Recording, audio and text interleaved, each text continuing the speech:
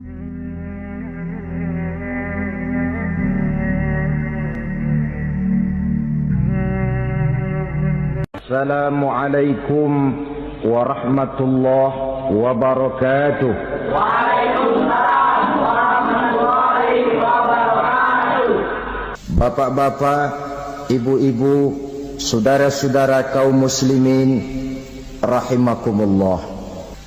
Setiap orang menginginkan kebahagiaan dan tidak seorang pun menginginkan kesengsaraan dalam kehidupan ini. Namun nyatanya tidak setiap orang yang ingin bahagia mengetahui jalan yang harus ditempuhnya untuk sampai kepada kebahagiaan itu. Maka pada kesempatan pertemuan kali ini saya ingin menyampaikan sebuah hadis dari junjungan kita baginda Nabi besar Muhammad sallallahu alaihi wasallam yang termuat dalam kitab Mukhtarul Ahadits An-Nabawiyah, di mana beliau bersabda, Arba'un min sa'adatil mar'i. Ada 4 perkara yang merupakan tanda dari orang bahagia. Saya mau tanya, di antara saudara-saudara yang hadir di sini, apa ada yang kepengen jadi orang sengsara? Ya. Seluruhnya tentu ingin mendapatkan kebahagiaan. Maka menurut resep dari Nabi kita, tanda orang bahagia itu 4. Jadi kalau saudara ingin bahagia harus mempunyai 4 perkara ini. Yang pertama, orang bahagia itu kata Nabi, darun wasi'un. Punya rumah biar bagus asal gede. Enak ngaturnya. Daripada sudah punya rumah kecil, adanya di pinggir kali, gubuk, kalau hujan bocor, miring lagi, kiamat. Loh, kalau gitu Islam materialis dong. Hadis ini boleh diartikan dengan makna hakiki, arti yang sebenarnya. Boleh diartikan dengan makna majazi, arti kiasan. Kalau dia diartikan dengan arti kias, maka yang dimaksud darun wasi'un ay qalbun wasi'un. Rumah yang luas tidak lain daripada hati yang lapang. Karena di situ kunci kebahagiaan yang sebenarnya. Walaupun kita cuma tinggal di petak berukuran 2 kali 3 meter, kalau hati kita luas rasanya rumah itu. Tapi biar rumah kita halamannya saja puluhan ribu hektar, ada kolam renangnya, kamar tidurnya tidak lagi terhitung. Kalau hati yang menempati rumah itu sempit, maka akan terasa sempit jugalah rumah itu. Tempat bergantungnya tidak lain adalah hati. Marilah kita mencoba melihat berbagai pandangan orang tentang bahagia ini. Ada orang menyangka bahwa bahagia itu kalau dia mendapatkan harta yang sebanyak-banyaknya. Siapa yang banyak harta, dialah raja.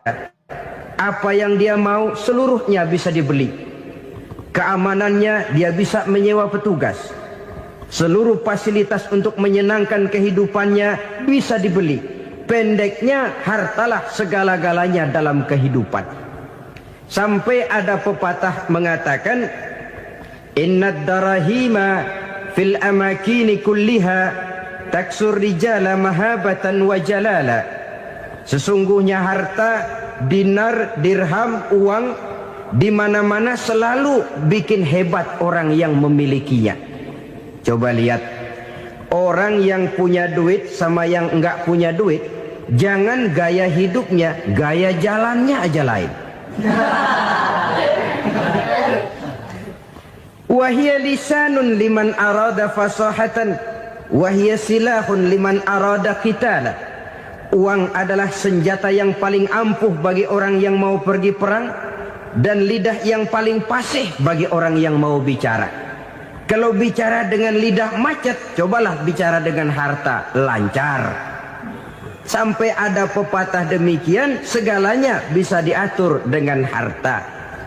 Maka di kalangan orang yang berpandangan semacam itu, seluruh kegiatan hidupnya hanya terfokus kepada bagaimana mengumpulkan harta yang sebanyak-banyaknya. Tidak peduli halal haram, tidak kenal sore, pagi, siang dan malam, tidak sempat sujud, jauh dari agama, jauh dari kehidupan yang bersifat ruhaniyah, jauh dari Allah dan sebagainya, sampai dalam Al-Quran dikelompokkan dalam kelompok yang dinamakan lumazah. Allazi jama'a malahu wa 'addadah yahsabu anna malahu akhladah. Mereka mengumpul-ngumpulkan harta sebanyak-banyaknya dan menyangka bahwa harta yang banyak itu dapat mengekalkan hidupnya, mengekalkan kekayaannya, mengekalkan kebahagiaannya. Saudara hadirin yang berbahagia, kalau pandangan hidup ini benar, artinya kalau harta memang merupakan satu-satunya hal yang dapat membuat orang bahagia, tentu di rumah mewah tidak akan pernah ada tangis derita. Tentu di satu tempat di mana fasilitas hidup serba menunjang tidak ada yang namanya penderitaan. Tapi suka dan duka, sedih dan gembira, senyum dan tawa adalah milik setiap orang, baik dia punya harta maupun dia tidak punya harta. Nyatalah bahwa harta semata-mata bukan merupakan jaminan bahwa orang akan bahagia, walaupun tanpa harta orang sulit untuk bahagia. Saya mau cerita, ada orang super kaya, namanya Aristotle Onesius, raja tanker Yunani. Dia punya kapal tanker saja konon sampai 11 banyaknya. Punya perusahaan penerbangan yang disebut Olympic Airlines. Punya hotel di berbagai kota besar di dunia ini, sejak dari New York, London, Paris, Rome dan sebagainya. Bahkan punya pulau yang dia namakan Pulau Scorpio. Ini kan namanya sudah kaya nggak tanggung-tanggung, punya pulau. Nah, dia punya 2 orang anak, yang satu laki-laki namanya Alexander, yang satu perempuan namanya Maria Onesius. Seluruh harapannya tertumpah kepada anak lakinya Alexander ini, yang akan meneruskan usahanya, meneruskan kekayaannya, meneruskan dinastinya. Apa yang terjadi? Ternyata anak yang dia harapkan yang bernama Alexander ini mati muda dalam kecelakaan pada waktu dia olahraga. Apa olahraganya? Namanya olahraga anak orang kaya, golongan jet set. Olahraganya olahraga pesawat terbang. Jatuh, ya nggak kapungut, habis mati. Tinggal satu anak perempuannya, Maria Onesius. Tapi anak perempuan ini juga malah urakan. Terakhir dia pacaran, bahkan kemudian kawin sama orang Rusia. Rupanya Aristotle Onesius ini broken. Kekayaannya yang berlimpah ruah, perusahaannya yang begitu banyak, siapa yang akan meneruskan? Siapa yang akan menggantikan? Sampai kemudian dia mengurung diri di Pulau Scorpio dan mati di sana secara mengenaskan. Seorang multi jutawan, seorang yang super kaya, mati menyendiri di pulau sepi. Ibarat kata pepatah, anak ayam mati di lumbung. Bukan kekurangan makanan, keurugan makanan. Begitu kehidupan Aristotle Onesius. Dan banyak orang-orang yang sudah demikian kaya sampai dibingungkan oleh kekayaannya sendiri. Telusurilah kehidupan David Rockefeller misalnya, Henry Ford misalnya, Adnan Khashoggi misalnya. Multi jutawan yang kadang-kadang dibuat keder oleh kekayaannya sendiri. Pantas ketika Imam Ali ditawarkan orang, "Ya Ali, kalau kepadamu disuruh pilih ilmu atau harta, kau pilih mana?" Ya jelas pilih ilmu dong. Kenapa? Pertama, ilmu kalau kita berikan kepada orang lain tambah. Tapi harta kalau kita berikan kepada orang lain kurang. Saudara punya uang 10.000, dibagi orang 5.000, jelas uang saudara berkurang. Tapi saudara punya ilmu diberikan kepada orang lain bisa, saudara pun makin mantap. Tidak lantas jadi bodoh karena ngajarin orang. Saudara bisa Fatihah lalu mengajarkan orang Fatihah. orang bisa, saudara pun makin hafal. Tidak lantas setelah diajarin orang ilmunya hilang. Begitu datang dia minta orang, tolong ajarin saya Fatihah, udah habis, nggak ada.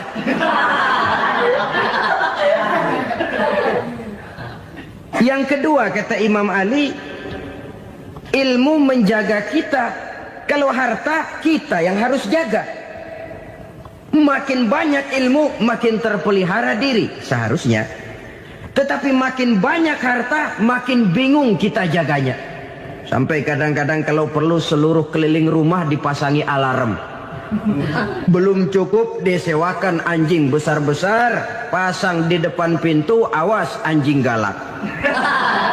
Masih belum cukup juga, cari centeng tukang-tukang kepruk jaga rumah. Masih terasa belum aman, padahal rumahnya dikelilingi tembok besar. Di balik tembok ada pintu-pintunya tebal. Di balik pintu itu terbuka masuk kamar, kamar pun ada pintunya, pintunya pun kuat. Masuk ke dalam kamar ada lemari, lemarinya pun pintunya kuat, dikunci, kuncinya pun kuat. Tapi terhadap seluruhnya yang timbul cuma sekedar was-was saja. Kesimpulannya sekali lagi, tanpa harta orang memang sulit untuk bahagia. Tapi harta semata-mata tidak merupakan jaminan orang akan bahagia. Dengan hati yang luas, itu modal utama untuk mencapai kebahagiaan hidup. Orang yang hatinya luas, saudara-saudara, punya hati yang lapang, melihat kenyataan hidup ini, dia bersyukur senantiasa kepada Allah. Lantas tidak timbul hasud dan iri hatinya. Oleh karena itu jiwanya selalu lapang. Kalau tidak, cupik hati namanya. Dangkal pandangan, tidak senang melihat orang lain dapat nikmat, dan itu sering dijadikan contoh. Kalau orang yang lapang dada, dia lihat tetangganya beli TV baru, dia berkata, alhamdulillah ya, tetangga kita beli TV, mudah-mudahan kita bisa ikut nonton. Lapang dadanya. Tapi orang yang sempit hati, lihat tetangga beli televisi, meriang. Enggak diapa-apain, meriang. Besoknya dengar tetangga beli motor, makin sakit, ke rumah sakit. Lalu di rumah sakit dengar tetangganya beli mobil, mati. Disiksa oleh perasaannya sendiri.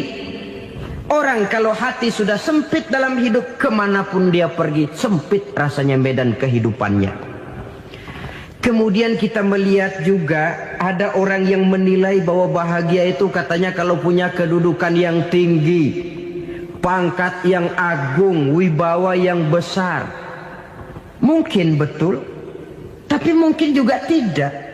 Bergantung kepada hati orang yang punya pangkat itu. Sama dengan harta tadi.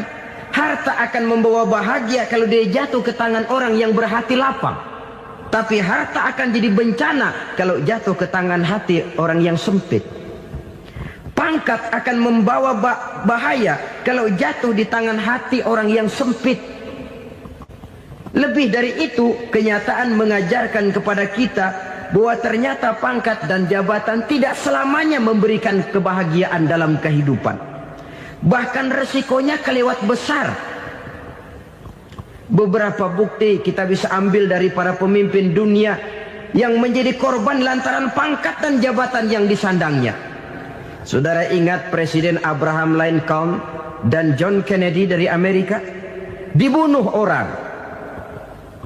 Park Chung-hee dari Korea Selatan, Ziaur Rahman dari Bangladesh, Anwar Sadat dari Mesir, terakhir Indira Gandhi dari India, menjadi korban dari pangkat dan jabatan yang disandangnya dari orang-orang yang tidak senang dia memegang jabatan itu. Dia akan mudah mengundang bencana. Sehingga pantas kalau seorang presiden terkemuka Amerika, Harry Truman namanya, dia mengatakan jabatan presiden itu, kata dia, seperti orang nunggang macan, naik macan. Harus kita taiki, kalau enggak dia bakal nerekam kita, ngeri katanya. Adapun orang yang hatinya lapang, kalau dia menerima pangkat dan jabatan, dianggapnya itu satu kesempatan untuk berbuat baik. Tapi orang yang berhati sempit menerima pangkat dan jabatan, bukan kadang-kadang menerima, malah berusaha setengah mati mencapai dengan segala cara. Kalau perlu jilat atas, jilat atas. Jadi golongan sumuhun dawu. Jadi kelompok kulon nuwun, yes sir, yang kerjanya cuma oke bos. Kalau perlu jilat atas, jilat atas. Kalau perlu injak yang bawah, injak yang bawah. Perlu sikut kiri kanan, sikut kiri kanan. Yang penting pangkat dapat, jabatan dapat. Orang yang semacam ini, kalau sudah mempunyai pangkat dan jabatan, biasanya dia tidak menganggap itu sebagai amanah, tidak menganggap sebagai kesempatan berbuat baik, tapi malah kesempatan untuk memperturutkan hawa nafsunya yang dilatar belakangi oleh kesempitan hatinya tadi. Apalagi kalau orang memperoleh pangkat karena banyak mengeluarkan uang. Seakan-akan pangkat dan jabatan itu sekarang macam proyek, pakai tender.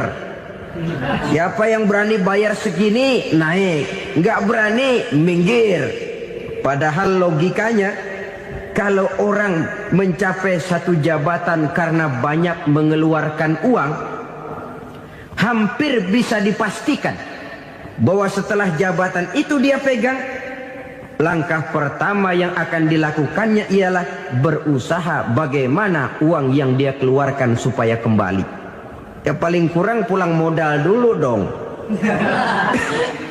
Soal mikirin rakyat soal nanti, tapi ini modal harus pulang. Itu celakanya kalau orang memperoleh pangkat dan jabatan cuma karena banyak mengeluarkan uang.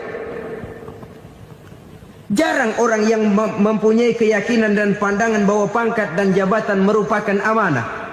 Jadi sekali lagi, pangkat dan jabatan mungkin saja membawa kebahagiaan kalau jatuh ke tangan orang yang berhati lapang.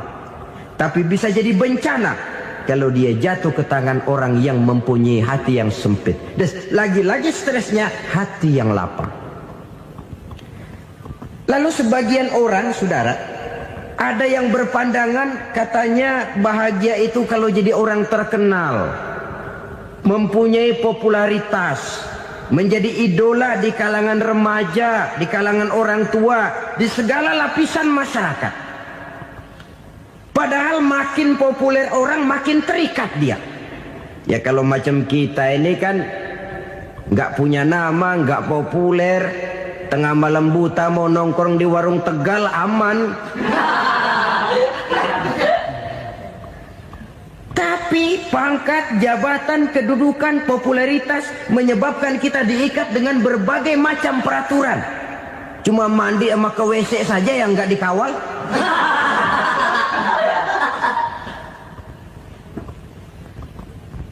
Benarkah popularitas, ketenaran membawa kebahagiaan? Mungkin. Ya, tapi mungkin juga tidak. Kenapa?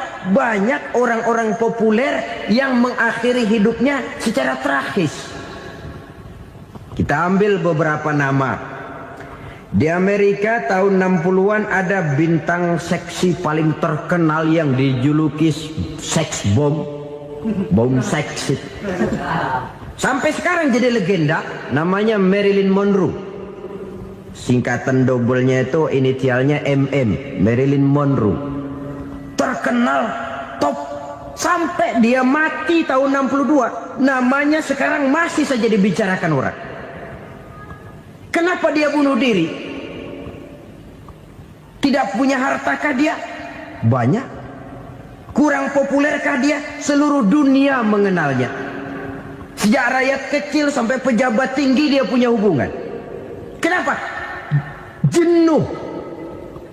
Dia terlahir dalam keadaan yatim. Setelah itu tidak lama dia berangkat remaja, ibunya meninggal. Pindah dari wanita asuh ke wanita asuh sampai 12 orang ibu angkatnya.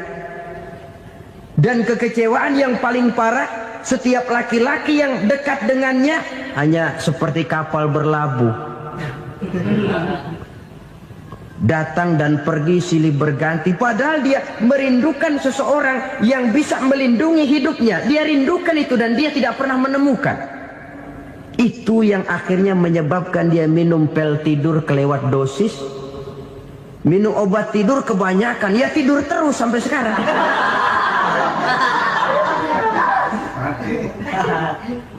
Dia mengakui, saya telah memiliki ketenaran, tapi saya tidak pernah hidup dalam ketenaran itu. Saya pandai main sandiwara, tapi saya ingin hidup dalam alam yang real sebagaimana umumnya orang. Itu yang dia rindukan. Menyusul jejak yang namanya Marilyn Monroe ini, Billie Holiday, saudara kenal tentu. Di rumah sakit dirawat. Dia juga minum obat overdosis, mati lagi. Jimi Hendrix minum obat tidur overdosis kelewat batas, mati lagi. Lalu yang menghanyutkan diri di danau, Janis Joplin dan Brian Jones. Ini orang-orang populer, orang-orang terkemuka yang mengakhiri hidup secara tragis, bukan karena tidak terkenal, mungkin karena sudah saking terkenalnya. Contoh paling belakangan, Bruce Lee. Wah, ini tukang-tukang kepruk tentu kenal siapa dia. Sampai sekarang pun tabir kematiannya masih merupakan misteri. Dan yang masih hidup juga menunjukkan gejala yang aneh. Michael Jackson, rumahnya di Beverly Hills itu dijaga sedemikian rupa, dan dia selalu curiga kepada setiap makanan harus steril, bersih dari segala macam kimia. Kemana dia pergi, itu tukang-tukang kepruk sudah selalu menjaga dan mengawal, dan dia seakan takut menunjukkan mukanya yang asli. Hingga kalau tampil ke tengah di luar show, dia kadang memakai pakaian yang tidak menunjukkan dia yang sebenarnya, takut dikenali orang. Ternyata popularitas sering jadi momok yang meracuni kehidupan manusia. Oleh karena itu, benarlah junjungan kita pada saat beliau mengajarkan orang akan bahagia kalau dia mempunyai hati yang lapang. Nah, sekarang masalahnya untuk mendapatkan hati yang lapang, caranya bagaimana? Kita kembali kepada konsep Quran. Allah mengajarkan, ala inna bidzikrillahi tatmainnul qulub. Ketahuilah bahwa dengan banyak mengingat Allah, hati akan tenang, jiwa akan lapang. Dengan kata lain, dekat dengan agama, merasakan kehadiran Allah dekat dalam hidup. Itu muara pertama untuk mencapai hati yang lapang. Ala inna bizikrillahi tatmainnul qulub. Jangan macam orang sekarang ingin mendapatkan ketenangan lalu tapak di puncak gunung, di gua-gua, di tempat sepi. Iyalah kalau nggak ada ular. Kalau tergigit ular berbisa, ketenangan belum, mati jelas itu. Islam positif untuk mendapatkan ketenangan. Ala inna bizikrillahi tatmainnul qulubi. Bahwa ketahuilah bahwa dengan banyak mengingat Allah, hati akan tenang, jiwa akan lapang, nuansa pikiran akan luas. Karena yang namanya bahagia ada dimanapun manusia berada. Di kampung ada bahagia, di kota ada bahagia. Di ngarai, di lembah, di gunung, di hutan, di lautan, di angkasa luar, dimanapun bahagia itu ada kalau kita bermodalkan hati yang lapang ini. Dan hati akan lapang kalau kita dekat dengan agama. Dekat dengan harta buat sementara hati mungkin tenang, tapi ketenangan yang relatif dan temporer. Apalagi orang tiap kali tambah harta, tiap kali tambah rencana. Itu wajar. Mungkin sebelumnya saudara berpikir, kalau punya duit 5.000 enak nih. Begitu punya duit 5.000, aduh sayang kalau 10.000 aja. Tiap kali tambah harta, tiap kali lain rencana. Makin banyak rencana, makin menjauhkan kita dari yang namanya ketenangan. Padahal ketenangan merupakan unsur utama untuk mencapai bahagia. Dan ketenangan itu bermuara dalam hati manusia. Tengoklah kehidupan ini. Orang yang banyak harta dengan orang miskin, Berbedakah rasa sakit yang mereka tanggungkan? Rasanya tidak. Walaupun si kaya tidur di kasur empuk berselimutkan sutra mahal, sementara si miskin meringkuk di balai bambu yang keras dan kasar. Apabila maut datang, dia juga tidak pernah pilih bulu. Maut datang menjemput si kaya di singgasana keemasannya, dikelilingi oleh para pengasuh, dayang dan inang serta para pengawal. Dan maut pun datang menjemput si miskin papa sehingga ia tergelepar di tepian jalan. Kedua-duanya bernama mati.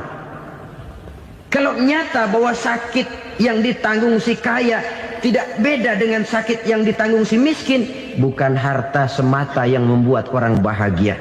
Hati yang tenang, jiwa yang lapang penuh kedamaian karena banyak berzikir dan mengingat Allah, itu merupakan modal utama untuk mencapai sesuatu yang bernama bahagia.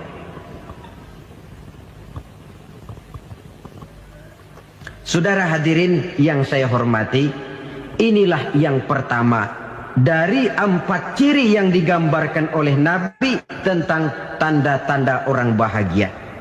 Dan harus berangkat dari yang pertama ini, hati yang lapang. Ini yang harus kita miliki lebih dahulu. Baru nanti akan menyusul kepada poin yang ketiga, kedua, dan selanjutnya. Sebab kalau hati sudah terisi dengan jiwa yang lapang, seluruh persoalan insya Allah akan bisa kita atasi dengan sebagaimana mestinya. Yang kedua sekarang, tanda orang bahagia menurut baginda Nabi, markabun syariah. Orang bahagia itu, kata beliau, punya kendaraan biar cepat asal lancar. Artinya kemana dia mau pergi mudah. Apa maksud hadis ini? Kalau kita kaji lebih dalam, kendaraan itu kan alat transportasi. Transportasi tidak lain adalah usaha memudahkan komunikasi. Pindah dari situ kepada teori bahwa manusia adalah zon political, makhluk bermasyarakat yang tidak bisa memenuhi kebutuhan hidupnya secara sendirian. Kita memerlukan keberadaan orang lain dalam kehidupan ini. Untuk memakai baju saja kita sudah perlukan petani yang tanam kapas, pabrik yang memintal kapas jadi benang, pabrik yang menenun benang jadi kain, sampai kepada mesin jahit, sampai kepada tukang jahit. Itu cuma untuk memakai pakaian saja. Tidak seorang pun di antara kita yang sanggup memenuhi kebutuhan hidupnya secara sendiri. Kita perlu orang lain. Maka kebebasan dalam arti mutlak, kebebasan tanpa batas, itu tidak mungkin ada dalam kehidupan. Karena kita mengadakan yang disebut interaksi sosial. Setiap kegiatan kita tentu melibatkan orang lain. Menurut kita barangkali kita bebas jalan di jalan raya semaunya, tapi orang lain berkendaraan pun merasa bahwa ini ada juga jalan haknya, dan begitu selanjutnya. Oleh karena itu, maksud dari kendaraan yang cepat ini adalah khulata'uhu ma'as solihin. Lingkungan pergaulannya terdiri dari orang-orang soleh. Pergaulannya luas. Kemana dia pergi ada temannya. Kesulitannya ada tempat dia cerita. Dan kesulitan kalau sudah diceritakan kepada orang lain, taruh kata orang itu tidak bisa menolong, namun menceritakannya kepada orang yang kita percayai, kan paling kurang sudah mengurangi beban jiwa, mengurangi tanggungan batin, merasa masih ada tempat kita cerita. Maka lebih baik orang awam yang mau bergaul ketimbang orang setengah alim tapi ngunci pintu. Sebab nantinya akan timbul sikap picik, cupik pandangan, dan tidak luas menghadapi kenyataan dalam kehidupan ini. Namun yang harus kita garis bawahi, pergaulan memang mesti luas. Namun jangan sekali-kali lupa bahwa pergaulan sangat besar pengaruhnya dalam ikut membentuk kepribadian manusia. Sehari-hari bisa kita bilang, kalau kita dekat sama tukang minyak wangi, sekalipun nggak dibagi minyaknya, baunya tentu dapat. Betul? Betul.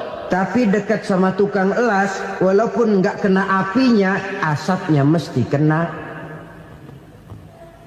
Kalau Syauqi mengatakan lebih jelas lagi, man asyaral asrafa asa musyarrafan wa muasyiral anzali ghairu musyarrafin. Awalam taral jildal hakira muqabbalan bisagri lamma sara jildal mushaf.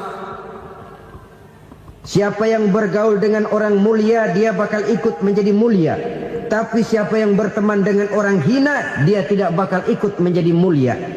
Tidakkah kau lihat, kata Syauqi, kulit kambing yang hina pun dicium orang ketika menjadi kantong Quran. Kulit kambing hina, kalau dia sendirian gak ada yang mau cium. Tapi begitu dia bergaul dengan Quran, menjadi kantong Quran, dipakein minyak wangi, ditaruh di tempat yang tinggi, mau diambil dicium dulu, dibawa dengan penuh hormat dan hati-hati. Kulit kambing yang hina lantaran berteman dengan Quran, numpang mujur. Tapi coba lihat kalau kulit kambing berteman dengan kayu, jadi beduk, habis. Zohor dikemplang, asar dipukul. Itu pun sedikit saja, cuma salah milih teman. Yang temannya Quran dihormati orang, yang temannya kayu lantaran jadi beduk, gelap-gelap subuh orang udah kemplangi.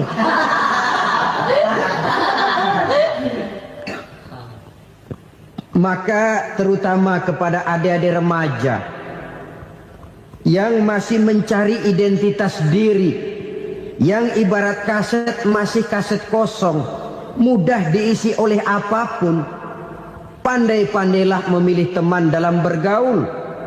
Karena banyak orang yang tadinya baik-baik, ketika terseret dalam pergaulan dengan orang yang tidak baik, kebaikannya menjadi lentur dan luntur. Tapi berapa banyak bajingan-bajingan tengik, orang-orang yang berlumur noda dan dosa, tiap hari melakukan maksiat, namun bergaul dengan orang yang baik-baik. Pada akhirnya sedikit demi sedikit, beringsut dan berangsur, dia terbiasa mengikuti kebaikan-kebaikan. Saya tekankan ini kepada remaja karena mereka masih mencari identitas diri. Apa yang mereka lihat mereka mau, apa yang mereka dengar mereka ingin tahu. Coba lihat kehidupan remaja. Pulang nonton film Rambo, pengen jadi Rambo, gagah, maunya belekai melulu. Pulang nonton film Superman, pengen bisa terbang. Pulang nonton India, nyanyi melulu. Wajar, mereka masih mencari identitas diri. Saya ini sebenarnya siapa? Lingkungan, pergaulan akan membentuk itu. Karena itu pandai-pandailah bergaul, karena ia sangat besar pengaruhnya dalam ikut membentuk kepribadian manusia. Apalagi sifat yang jelek lebih cepat menularnya ketimbang sifat yang baik. Sifat yang baik, watak yang soleh itu lambat sekali untuk menular. Tapi yang tidak baik, kan prosesnya mah kalau remaja biasanya mula-mula dengar. Karena dengar lalu pengen tahu. Karena pengen tahu lalu ngeliatin. Begitu ngeliatin kan pengen nyobain. Setelah nyobain ketagihan. Nah, ini prosesnya. Yang namanya ganja, morfin, narkotik, awalnya kan begitu. Mula-mula dengar, katanya kalau sudah fly to the sky, sudah melayang ke langit, katanya disitulah puncak kebahagiaan. Mulanya cuma dengar. Karena dengar pengen tahu. Karena pengen tahu lalu ngeliat, kumpul sama orang yang suka ngeganja. Setelah ngeliat, nah pengen ngerasain. Begitu ngerasain enak juga, ketagihan. Kalau sudah ketagihan jadi penyakit kronis, bisa merembet kepada yang lain. Iya, kalau orang tuanya mampu untuk beli morfin, beli ganja. Kalau tidak kan pikirannya ngayap, jemuran siapa ya gue sabet. Timbullah perbuatan-perbuatan negatif yang bermula dari salah pergaulan. Apalagi buat adik-adik remaja yang tinggal di kota-kota besar, yang pengaruh budaya, pengaruh kesenian, pengaruh struktur kehidupan yang nampak makin individualistis, di mana persaingan tajam, tensi ekonomi tinggi, orang mudah mengalami stres. Pandai-pandailah dalam bergaul, sekali lagi, karena ia sangat besar pengaruhnya dalam ikut membentuk kepribadian manusia. Orang bahagia punya kendaraan yang cepat, artinya punya pergaulan yang luas, dan lingkungan pergaulannya terdiri dari orang-orang yang soleh. Kemana dia pergi, ada teman. Kesulitannya, ada tempat dia cerita. Tapi kalau sudah menyendiri, hidup sendiri, kesulitan dipikiri sendiri, bisa mati belum waktunya. Tidak ada tempat berbagi rasa, tidak ada tempat bercerita, tidak ada tempat mengurangi beban dalam kehidupan. Pantas betul kalau Islam sangat menggalakkan dan menganjurkan orang kalau sudah sampai waktunya itu untuk melangsungkan nikah. Kata Nabi, ya ma'syaras syabab man istata'a minkumul ba'at falyatazawwaj. Hai para pemuda, kalau sudah mampu memberi nafkah, kawinlah, nikahlah kamu. Kenapa? Sudah ada teman hidup, tempat berbagi rasa. Kesulitan kalau ada tempat cerita akan lebih ringan ketimbang kita telan sendiri, walaupun bobot kesulitannya sama beratnya. Saudara-saudara kaum muslimin rahimakumullah, inilah ciri yang kedua, punya kendaraan biar cepat asal lancar. Kemana kita mau pergi gampang. Dengan kata lain, setelah hati yang luas, pergaulan yang luas. Dua. Yang ketiga sekarang, tanda orang bahagia itu menurut Nabi, misbahun mudhi'un, punya lampu yang terang. Oh, itu enggak problem. Sekarang sudah zamannya listrik masuk desa, Pak. Lampu sudah terang semua. Betul, kalau itu yang dimaksud. Tapi tidak cuma itu. Karena lampu yang dimaksud di sini, lampu yang akan menerangi seluruh perjalanan hidup. Dan perjalanan hidup itu sudah dimulai sejak kita terlahir ke alam ini, sampai masuk ke alam barzah, kumpul di padang mahsyar, sampai ke akhirat. Lampu yang menerangi itu yang diperlukan. Kalau lampu, katakanlah yang paling top sekarang kan lampu jenis Mercury.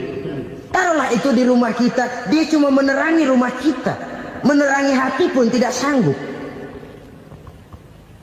Bila kita masuk ke alam barzah, alam kubur, sanggupkah si Mercury yang begitu terang menerangi alam barzah kita? Tidak sanggup lagi. Sanggupkah lampu yang ratusan watt, bahkan puluhan ribu watt menerangi kehidupan di padang mahsyar?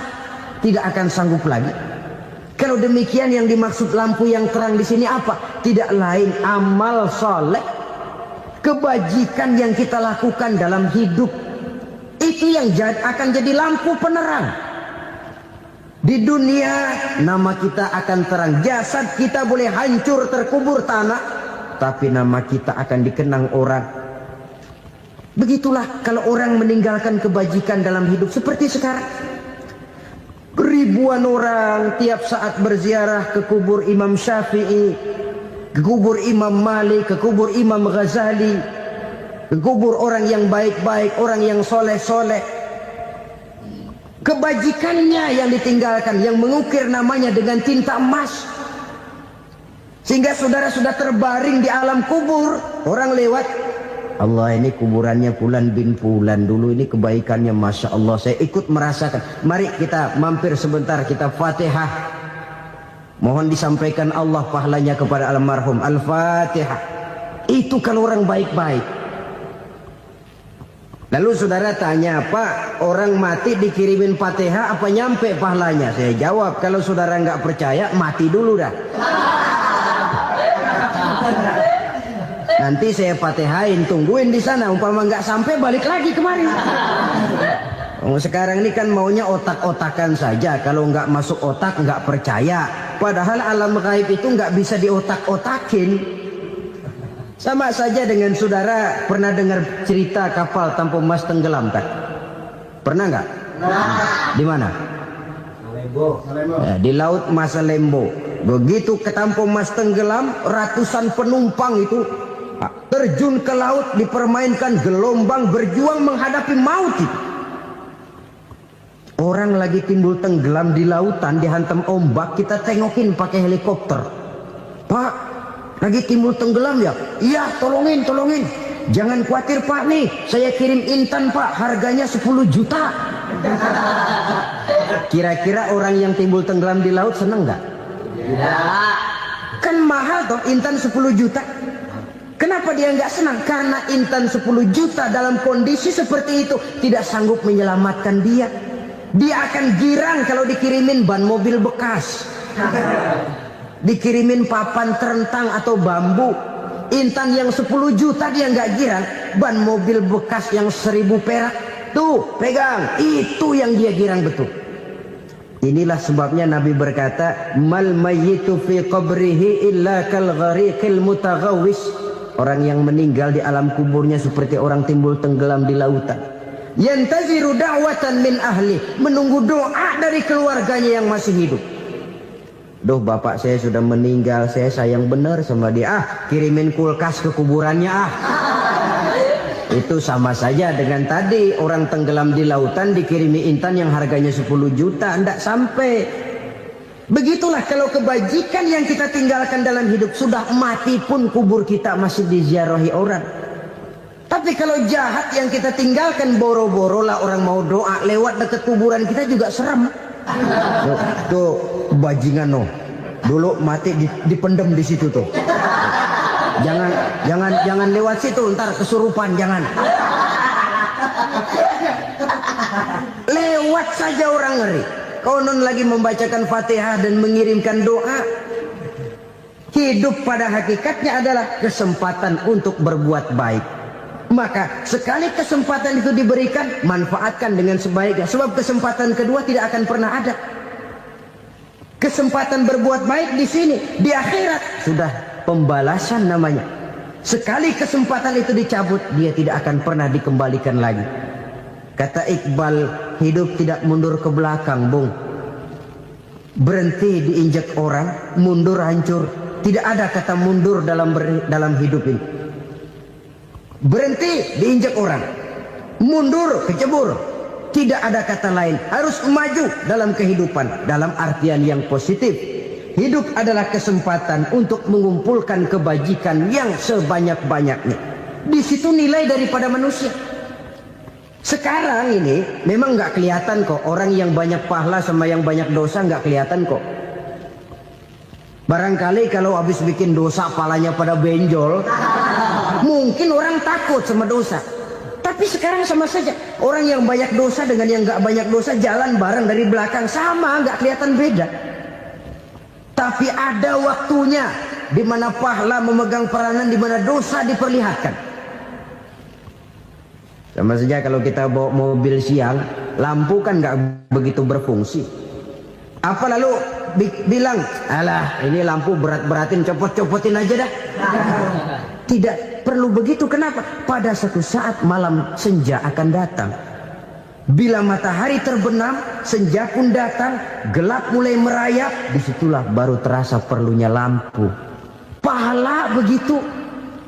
Sekarang orang yang nggak ada pahalanya nggak kelihatan dalam kehidupan. Tapi pada suatu saat senja kehidupan akan datang. Ajal merenggut nyawa, malam merayap, dan hidup mulai diliputi kegelapan di alam barzah. Dikala itu kalau nggak punya lampu, alangkah malangnya kita. Sebab amal yang baik, kata Nabi, di alam barzah itu akan diciptakan menjadi perempuan yang cantik menemani kita. Amal yang jahat akan menjadi orang yang paling jelek nemenin kita. Sudah di tempat gelap yang nemenin jelek.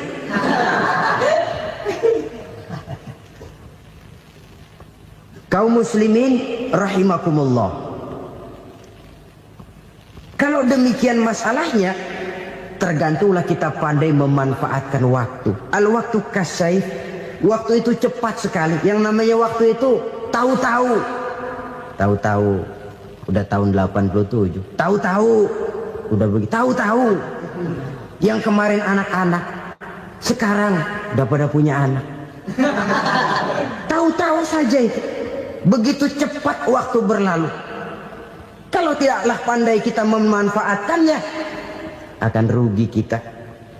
Nabi bersabda, "Man kana yaumuhu khairun min amsihi fahuwa rabih."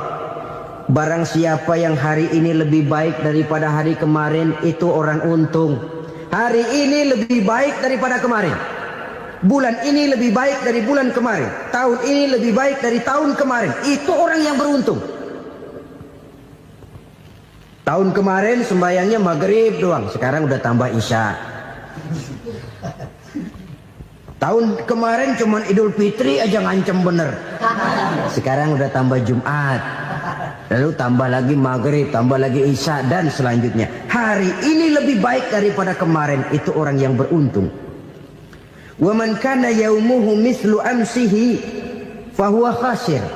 Lalu barang siapa yang hari ini sama saja dengan hari kemarin, itu orang rugi. Hari ini sama dengan kemarin, rugi itu. Bulan ini begitu, bulan kemarin begitu, tahun ini begitu, tahun lalu juga begitu. Rugi itu orang. Rugi apa? Rugi umur. Umur tambah, amalan gak pernah tambah. Dan saya pikir lebih merupakan azab ketimbang nikmat kalau orang dikasih panjang umur cuma untuk numpuk dosa. Mending mana? Panjang umur banyak dosa sama pendek umur dikit dosa. Mending mana? Mending mana? Ya, paling mending tentu panjang umur banyak pahala. Tapi kalau tidak, sekali lagi, lebih merupakan azab ketimbang nikmat kalau orang diberikan panjang umur tapi cuma untuk sekedar menumpuk dosa. Kehilangan kesadaran bahwa dunia bukan terminal akhir dari satu perjalanan. Dia cuma halte di mana kita berhenti sebentar untuk menuju kepada terminal yang hakiki. Saudara-saudara kaum muslimin rahimakumullah, inilah lampu yang akan menerangi kehidupan. Amal yang kita lakukan di dalam kehidupan. Jadi yang dimaksud dengan lampu yang terang, kebajikan yang kita kerjakan dalam hidup. Nah, setiap orang di awal tadi saya bilang ingin bahagia. Bahagia itu kan hakikatnya kumpulan senang dan selamat. Senang, selamat. Apa bedanya? Senang tapi tidak selamat, nggak bahagia. Selamat tapi nggak senang, nggak bahagia orang. Contoh, kalau orang korupsi, duitnya banyak, senang dia, tapi keselamatannya. Ada tentara baris di samping rumahnya udah bingung, padahal tentara latihan. Tentara cuma latihan, dia bingung. Senang, tapi karena keselamatannya tidak terjamin, dia tidak bahagia. Sebaliknya pegawai negeri jujur benar cuma segaji-gajinya, selamat nggak korupsi tapi melarat, ya nggak bahagia juga, kurang senang. Kesenangan dan keselamatan untuk dunia saja, ya sekali lagi, kalau cuma sekedar untuk dunia saja bisa dibeli pakai uang, bisa dibeli pakai uang. Saudara ingin selamat bisa dibeli pakai uang, saudara ingin senang bisa dibeli dengan uang. Tapi setelah mati masuk ke alam barzah, habis kekuasaan uang. Nggak bisa lagi beli keselamatan pakai uang. Tidak mungkin lagi membeli kesenangan dengan uang. Di situ pahala yang megang peranan. Makin banyak pahala, makin banyak saham untuk membeli kesenangan dan keselamatan, untuk memperoleh yang namanya bahagia. Dan jangan lupa loh, di alam barzah kita nggak sebentar, menunggu datangnya kiamat. Loh iya, kalau kita begitu dikuburin terus kiamat datang, untung. Tapi kalau masih harus 1000, 2000, puluhan ribu tahun yang akan datang, dalam satu penantian yang begitu lama, tanpa saham untuk memperoleh kebahagiaan, satu kemalangan yang tidak ada pernah putus-putusnya. Janganlah tergelincir oleh kebahagiaan sebentar yang menipu dengan mengorbankan kebahagiaan hakiki yang berjangka panjang. Apa artinya senyum sejenak kalau harus ditebus dengan tangis seumur hidup? Biarlah kita minum jamu, pahit memang, getir memang, tapi kan besok badan sehat. Daripada sekarang minum sirup, manis memang, enak memang, tapi bibir pada jontor besok itu.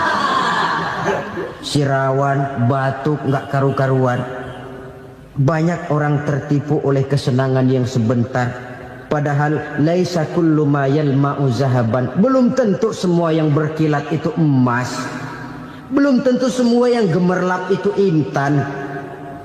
Karena itu marilah manfaatkan kesempatan yang diberikan Allah ini untuk mengumpulkan kebajikan yang sebanyak-banyaknya. Yang terakhir sekarang, yang keempat, tanda orang bahagia kata Nabi. Zaujatun salihah. Orang bahagia itu tanda yang keempat kata Nabi, punya istri biar cakep asal taat. Sudah surga itu kita. Cakep taat. Istri kayak gitu, kalau belum mati jangan dikuburin dulu. Sudah cakep taat lagi. Tapi kadang-kadang enggak, udah jelek ngadat melulu. Apa yang mau dipilih? Sebab itu Quran mengatakan istri pakaian untuk suami, suami pakaian untuk istri.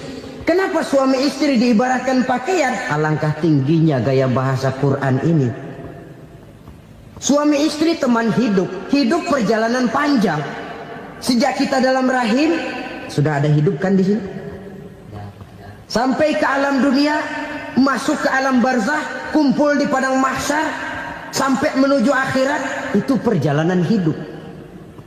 Carilah istri atau suami teman hidup yang membawa manfaat tidak hanya kehidupan di dunia ini, sampai di alam barzah, sampai di padang mahsyar. Suaminya mungkin meninggal lebih dulu atau istrinya mungkin meninggal lebih dulu. Tapi suami atau istri yang masih hidup berbuat kebajikan. Suami saya meninggal, ada hartanya, saya sedekahkan, niat pahala untuk almarhum suami saya. Ini teman hidup.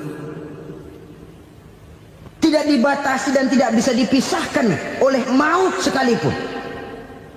Zohirnya mungkin pisah, badannya mungkin pisah, tapi hatinya, jiwanya, kebersamaannya dalam menghadapi kehidupan. Karena itu, saudara-saudara, bahasa Quran indah. Suami istri diibaratkan seperti pakaian. Apa fungsi pakaian? Pertama, pakaian jadi kebanggaan. Artinya, suami harus menjadi kebanggaan istri, istri harus jadi kebanggaan suami. Yang kedua, pakaian itu kan fungsinya menutup aurat. Artinya, sesama suami istri harus saling menjaga kekurangan masing-masing. Jangan malah sesama suami istri saling membongkar rahasia dan aibnya sendiri-sendiri. Istrinya diceritain jeleknya di mana-mana, atau suaminya dibongkar rahasianya di pasar umum. Itu sudah tidak lagi berfungsi sebagai pakaian. Kenapa semua ini diperlukan? Karena kita menyadari bangsa yang baik terdiri dari masyarakat yang baik. Masyarakat yang baik merupakan susunan dari warga yang baik. Warga yang baik adalah terdiri dari rumah tangga yang baik. Dan rumah tangga yang baik merupakan susunan dari pribadi yang baik. Dari situ langkah dimulai. Membangun satu bangsa yang baik diawali dengan membangun rumah tangga yang baik, dengan menciptakan pribadi-pribadi yang baik. Sehingga dari sini diharapkan berkembanglah nilai-nilai kebaikan. Orang akan bahagia mempunyai istri yang soleh. Kenapa? Tidak ada seorang suami bisa sukses jadi apapun dia, apapun profesinya. Dokterkah, kiaikah, mubalikah, petanikah, pengusahakah, pejabat tinggikah, tidak ada seorang suami yang bisa sukses tanpa peran serta istrinya. Walaupun memang peranan itu tidak begitu kelihatan, tapi sangat menentukan. Karena itu, saudara hadirin yang saya hormati, Islam sangat menghargai kaum wanita, memberikan kedudukan yang tinggi sepanjang tidak mematikan kodrat kewanitaannya. Nah, kalau sudah kesuksesan ini diawali dari rumah tangga, karier di masyarakat mudah untuk dikejar. Tapi keberantakan di rumah tangga. Assalamualaikum warahmatullahi wabarakatuh. Semoga dapat bermanfaat bersama channel Cahaya Hati. Semoga amal ibadahnya Bapak Kiai Zainuddin Amjad diterima Allah Subhanahu wa Ta'ala. Amin amin ya rabbal alamin. Assalamualaikum warahmatullahi wabarakatuh. Selamat mendengarkan.